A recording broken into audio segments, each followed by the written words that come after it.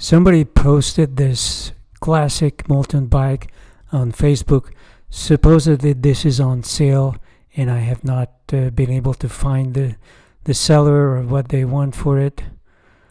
But this is something from possibly the 60s. That's how old it is, but in excellent condition. There are some little dings on the fork, and everything is ancient. I mean, this kind of a derailleur you would not fit on the bike today. And I assume if I bought it, I would just strip it and put a modern group set, new brakes. But the frame is in excellent condition, probably even the suspension, although this might need to be upgraded as well.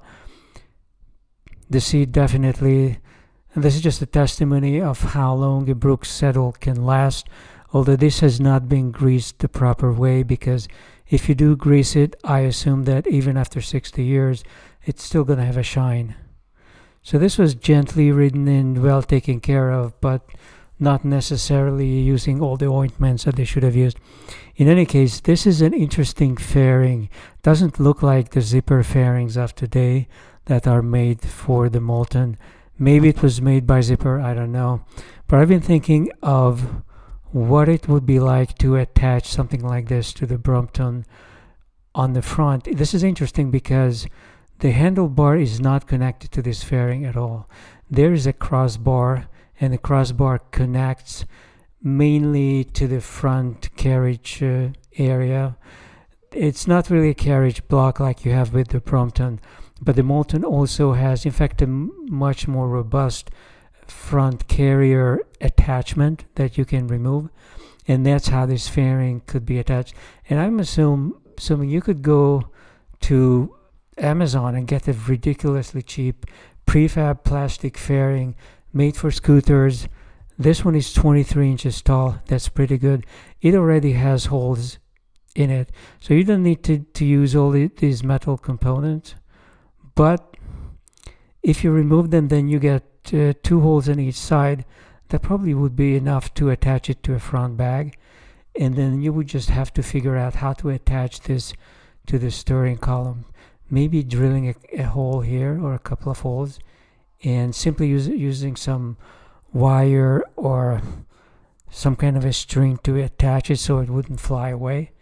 And you have a front aerodynamic attachment on a Brompton for $30, plus whatever it costs to get those wires, which is next to nothing.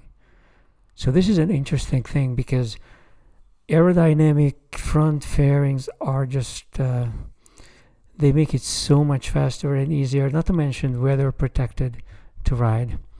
Another thing that is interesting that I found was a Brompton frame with apparently a custom set of extremities.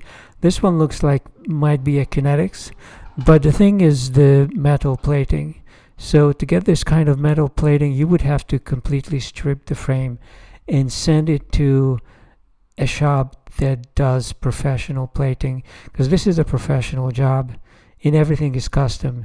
He's got this probably kinetics extremities, probably the fork as well, which has also been metal plated. And this is some kind of a Shimano or Rohloff. This is not the original Brompton hub. And does he have anything like a hydraulic disc brake? I cannot tell from here.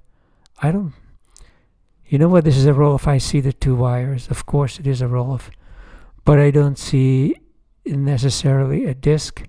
Oh, here it is. He left the original grip brakes on, and it's a nice feature of some of these third-party sets that they allow you to move up to a hydraulic disc set, or if you don't want to spend the money, you can stick with the original grip brake set that drills into the set.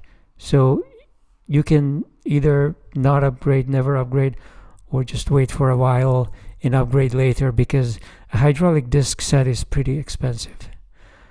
Okay, this is what I wanted to say about these two bikes. And I'll be back.